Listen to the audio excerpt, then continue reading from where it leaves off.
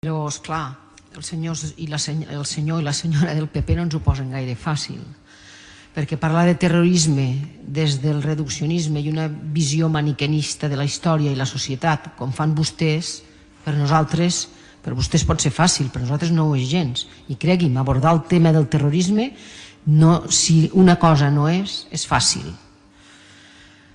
El nostre grup vagi per endavant que condemna qualsevol acte de violència, i el terrorisme ho és.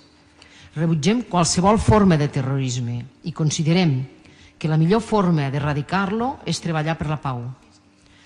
Els monuments no deixen de ser pedres i el millor homenatge a totes les víctimes del terrorisme no són les places, carrers o monuments. El millor homenatge és tenir la voluntat política sincera i ferma de treballar per una societat lliure de violència, de qualsevol forma de violència. Vostès presenten una moció que pretén honorar dues persones concretes que per vostès simbolitzen una sèrie de valors. Entre altres coses, un perquè era regidor del seu partit, a més. Però vostès obvien tots els morts que ha provocat la guerra bruta i el terrorisme d'Estat. Veuen com no és tan simple?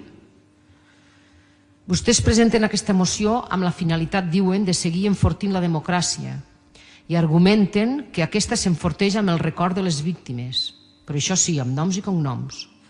No en tenen prou amb una plaça dedicada a les víctimes del terrorisme, volen homenatjar els seus.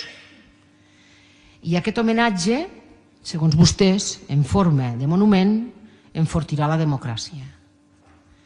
Doncs mirin, des del nostre punt de vista, que evidentment vostès no comparteixen, la millor manera d'enfortir la democràcia, si acceptem que alguna vegada ha estat forta, seria condemnar els crims del franquisme i jutjar els qui els van perpetrar i no homenatjar-los com s'ha fet recentment amb Martín Villa.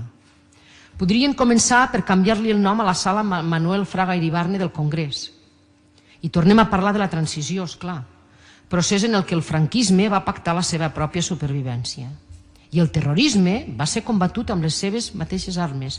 Les clavegueres de l'Estat han estat continuant amb les seues dinàmiques franquistes de repressió. D'això se'n diu terrorisme d'Estat, forma de terrorisme que vostès no condemnen ni admeten. No m'allargaré més, però només una última reflexió. L'anàlisi històrica que vostès fan d'una situació político-social està mancada de rigor en l'anàlisi. I les conseqüències d'una sèrie de fets, oblidant-ne d'altres igualment rellevants per explicar el final de la banda terrorista, també. Per tant, explica una mica aquesta voluntat partidista a l'hora de presentar aquesta moció. Nosaltres demanarem també la votació per punts. Evidentment, el primer punt votarem que sí. El segon i el tercer punt ens abstindrem perquè no les veiem necessàries. I en el 4 votarem en contra perquè, per cert, vostès no esmenten, no dediquen ni una sola paraula en tota la moció a les víctimes d'Hipercor. Res més. Gràcies.